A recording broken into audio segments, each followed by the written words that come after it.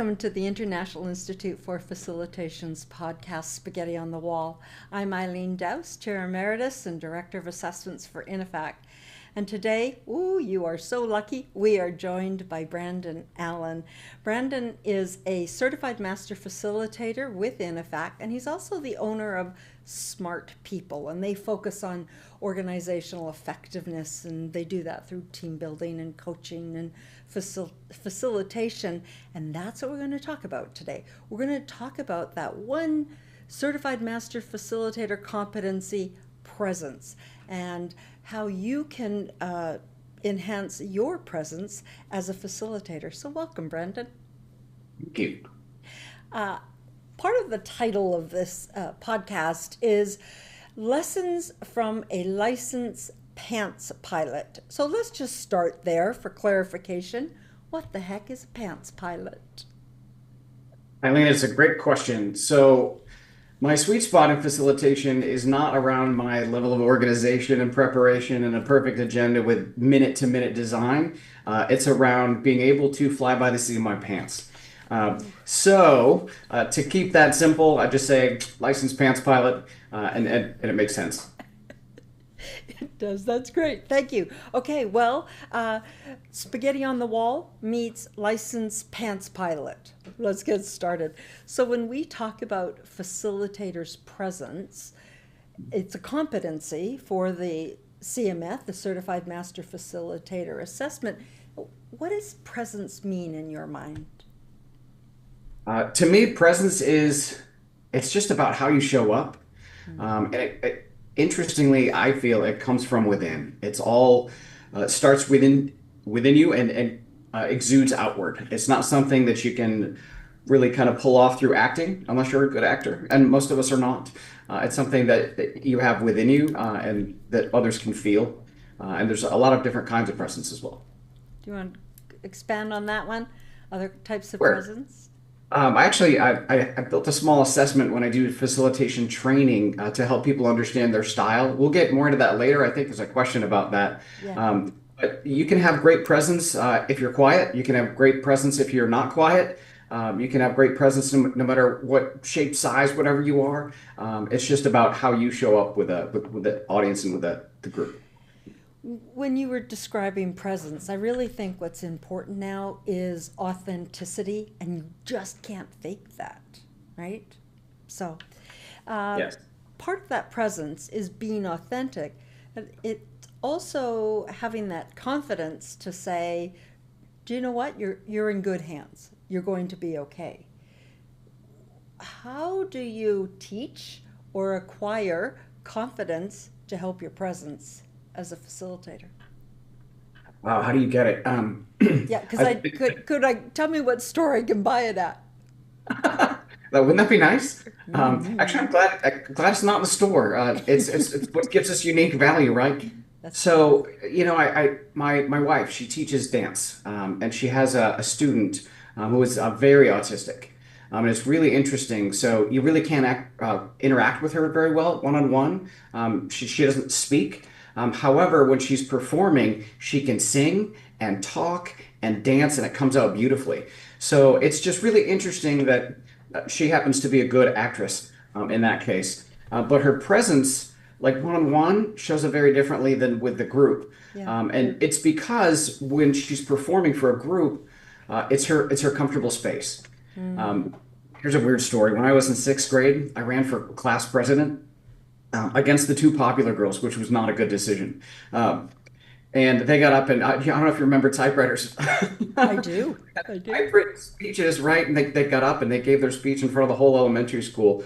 And I had mine written on a piece of paper, just a half a yellow pad page with pencil. And I got up and I was literally shaking so badly that I couldn't read my own writing because the paper was moving around. And so for me, it was a matter of, oh man, I never ever want to be in front of a group again. But what changed is over time, I was forced to do it.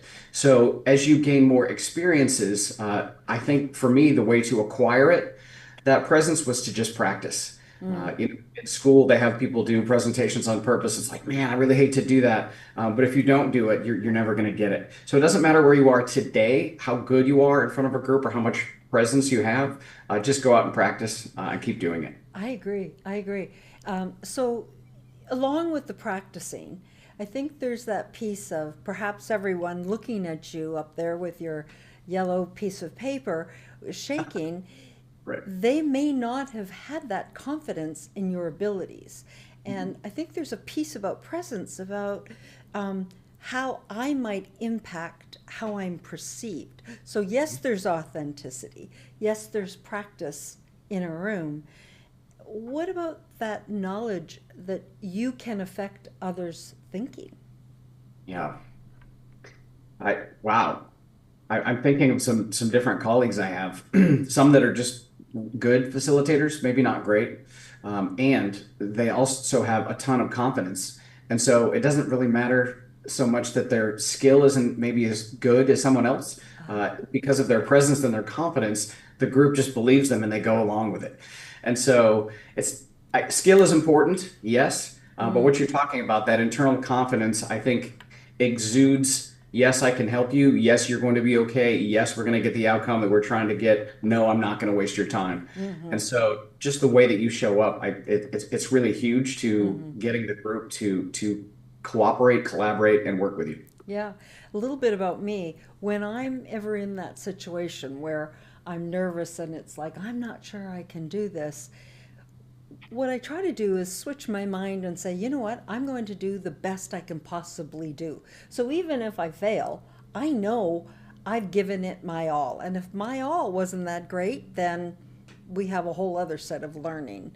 So I think that once I take that pressure to show up perfectly, it helps me. I don't know if you do that or what you do to manage your internal, uneasiness. Yeah, like fortunately, with lots of experience, it doesn't happen as often That's true. as it used to, Yeah. and it definitely still does. So my father, was a Vietnam veteran. He went through the thick of it, and just went through awful things. And I asked him once, like, how do you deal with a situation where there could be a negative outcome, or you're worried about things? And he gave me some advice that I will never ever forget.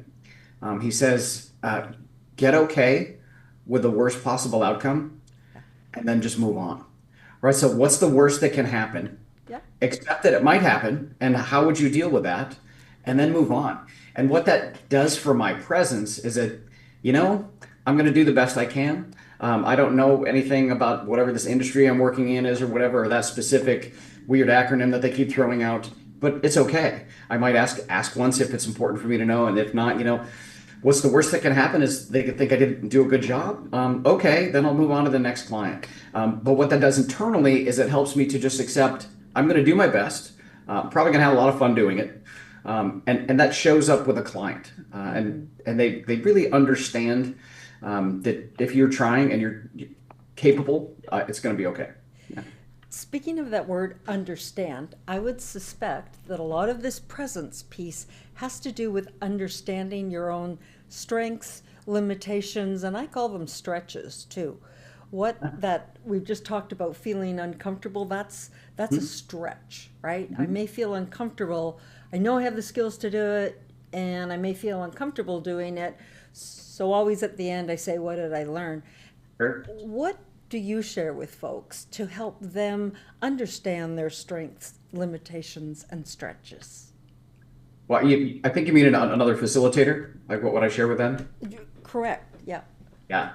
Um, so let me go back to the styles assessment that I often use. I talk about four different styles. One is humor, and that's just, hey, we're having a good time, cracking some jokes, works really well for me. Then there's tact.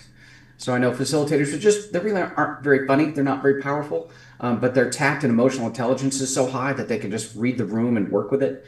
Then you have power, which sounds bad, right? We think of power as a bad thing, but it's really not. It's just the ability to take control of the group, get them to focus, pay attention, stay on task. And then you have a guru style.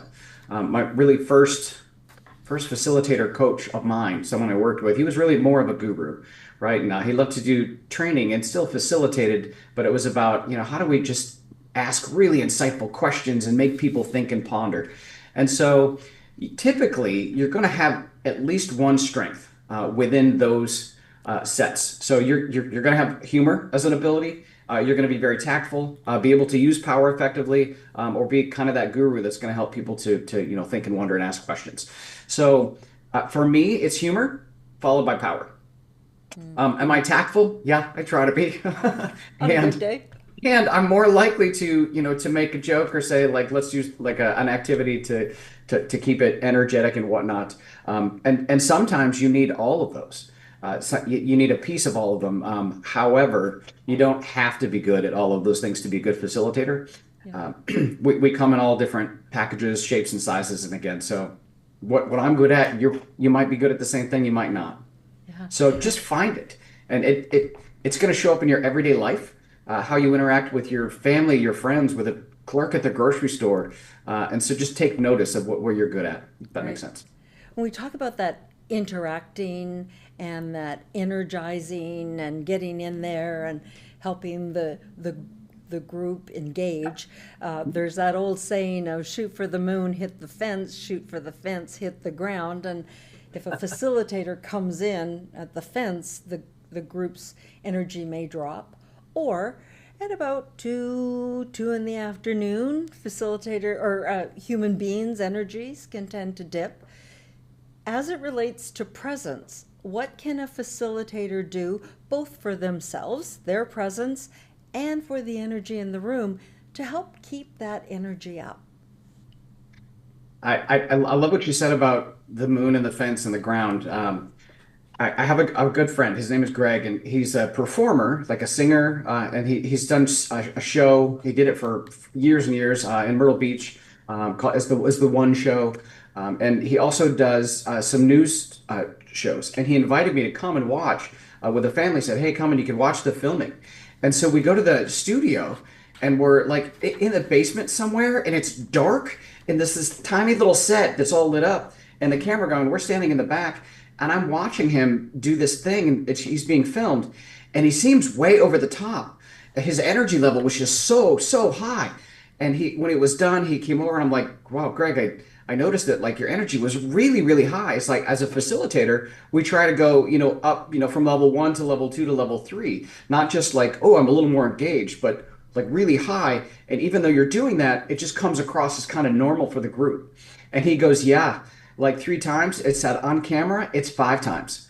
And I was like, wow. But I realized that what he was doing, and that if you watch the show later, you're like, oh, it just seemed like a normal newscaster person, Yeah. right? But to show up at a reasonable level, you have to bring your own energy. Like you said, you got to shoot for the Mm-hmm. moon, maybe for the stars, right? If you're trying to get to the moon. Yeah. So it was a great lesson when we switched everything to virtual. When COVID hit and everything went virtual, Oh, yeah, I right. realized, oh man, even if I'm level 3, I'm kind of there right now. We're in a podcast. It's not like I need to be controlling a group. Yeah. So level 3 or even 2 is okay. But when I'm with a group, particularly doing virtual facilitation, I have to remember to kick it up to level 5. So Mm-hmm. if you're with a group, it's just really important to magnify it so that you can show up where you want to show up. And I want to put a caveat to that one, Sure. and that is you really have to know your audience for that. Because sometimes you can go in at that higher level and people are like, what have you been smoking? Or whatever else, drinking or whatever.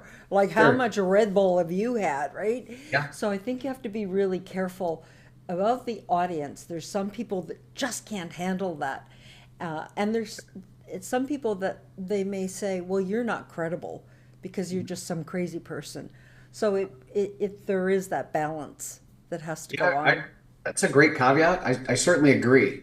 And if you want to show up as high energy, I would say you need to bring it higher. And you don't always want to show up as high energy. Yeah. There are often times where you want to show up as very tactful, more like a guru to give insight and allow space for reflection and things like that. Yeah. So I have found even if you want to show up like with a lot of tact, you still need to raise it, right? So not just normal tact or just hey, I'm thinking about you, are you okay? But like to really, I guess, feel it more deeply, whether it's energy or quiet or whatever it is, so that the group gets that as well. Just my personal. No, that's great. Thank you. I'm a very, not even pretty, I'm a very accountable person. And there are times when I'm facilitating that I do pass the buck. I will admit this, just between you and I and anyone else watching this pod. Um, what I do often is I will use music to do the energizing, and then can read the room on how people react to that. And then I can be, okay, that's my cue, and I will move forward. For example, there's that great song, Y'all Ready for This? They play it a lot at sporting Yeah. events, right? Boom, Oh, boom. yeah. And so, particularly after lunch, when people come in and it's like, and I'm, meanwhile, as the facilitator, I'm thinking, oh, I wish you wouldn't have the chocolate cake because I'm, going to have to really work harder. Sure. When they come in, I'll put that on. And if I can see that they're willing to go up, it's like, score. Okay. Now I know where you're at. And if it's like, could you not play that? Could you play jazz instead? It's like, okay, Sure. now I know where you're at and where I need you to go, and that kind of assessment. But that's my little I love it. self-disclosure secret. So when I was younger, my younger days, my wife and I used to DJ some dances for the youth, for the teenagers, Mm. and it was great because we were requested back because we didn't just set a playlist and go. We actually had CDs, if you remember those, that we had to I like do. swap out and move. But it was about managing the energy, right? Like if you played a fast song and then another one, Yeah. it was great. But if you kept playing fast songs, it would get tired and go sit down. And now we have this, everyone's supposed to have all this energy, but they're out of it. Yeah. And so managing it and switching from fast songs to slow songs, um, was really important, and it actually taught me a lot as a facilitator.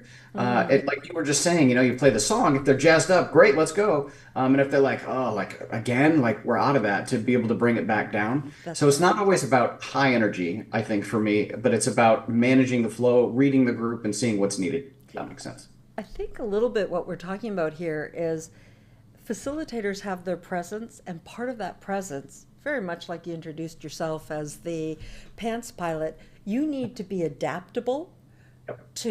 to flow with that presence. Yeah. Certainly be authentic. I would never suggest not being authentic.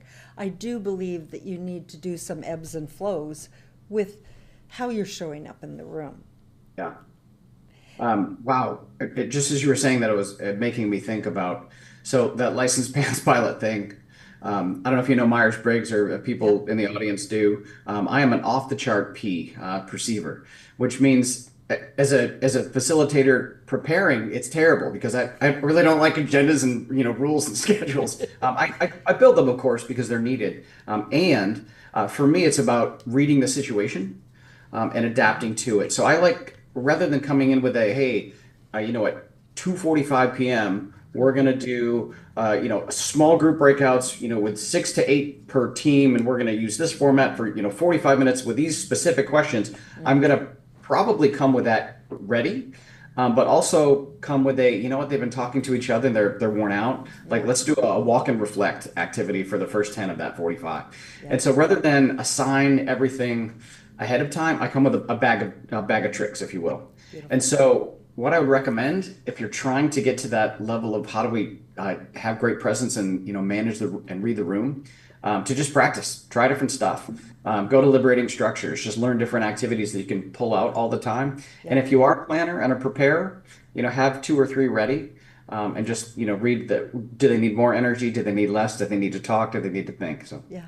And what you just said there is really important because it goes back to we're all different. As facilitators, we have different approaches, different styles, blah, blah, blah. And the same with the participants. So if your preference is not necessarily to be as structured and you have a room full of people who just like are hungry for structure, there could be this, right? And you don't want that in your presence because it's like, oh.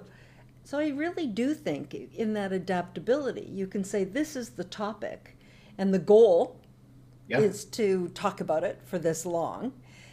Heads up in the rules of engagement, operating principles, we may flex. That's part of my role as a facilitator to keep the conversation going, help you achieve Yeah. your, all that kind of stuff, achieve your results. I do think that you have to be, so careful. Whereas someone, a facilitator who is so structured, that I've seen facilitators say, oh, we have to stop talking about this because the agenda says we need to move on, when in fact the group really needed to talk about that. Yes, it both work. I've Yeah, so right. Michael Wilkinson was kind of an important figure in my life. I do a lot of work for his company, and Michael is so structured. Yeah. He's by the minute, but he manages the time and has amazing presence, and he uses power very well. Hmm. And so if there's 45 minutes, he's going to give time warnings, and hey, finish that comment, and the buzzer goes off, and we move on. But he's Hmm. really good at it. Hmm. I'm more likely to be like, this sounds like an important conversation. Should we extend the time and steal time from something in the future? Maybe we're solving something now. Yeah. So I'd say both work. I agree. I completely agree with you. And I think on that, the opposite side of it's the negotiation with the participants and say, at this point, we really do need to move on. Do you Mhm. want to take time from here and at it? And it's the group's meeting. They get to decide. Yeah. Yeah. Yeah. Great Great. point. Great point. Well, Brendan, if you were to advise, and certainly in your training, but if you were to give some of those pearls of wisdom, those golden nuggets to someone listening, what could a facilitator do to start on a journey of becoming stronger in their world of presence with as a competency for themselves going into a facilitation? Right. The thing that comes to mind right away is in the military. I do work for special ops command, some innovation foundries, and when we're coming up with ideas, we spend a whole day just sitting in the problem. They use the term "sit in the suck." It sounds awful, right? But sometimes you have to sit in the suck and just deal with, man, this is not comfortable, so that you understand. And Mm-hmm. so, what I would say is, if you are uncomfortable in certain situations, or certain things are harder for you, put Mm-hmm. yourself there anyway. Yeah. All right, go and sit in the suck. Like if you're uncomfortable in front of a group of whatever, all men, for example, go do it, right? And you're like, man, this is gonna suck, but do it anyway. And just what you're gonna find is you'll adapt and find solutions. And if you're in a place where you can practice it and it's more, safe or lower impact to do that, go sit in the suck. Absolutely. And what's the worst that could happen? Right? Right. It's always about learning. I mean, even when you're falling on your face, you're moving forward. That's my that's my motto in life. So, Brendan, this has been such a delight. Thank you so much for sharing your wisdom. I know personally you are a great facilitator, so I really appreciate you paying forward with that knowledge and insight. My pleasure.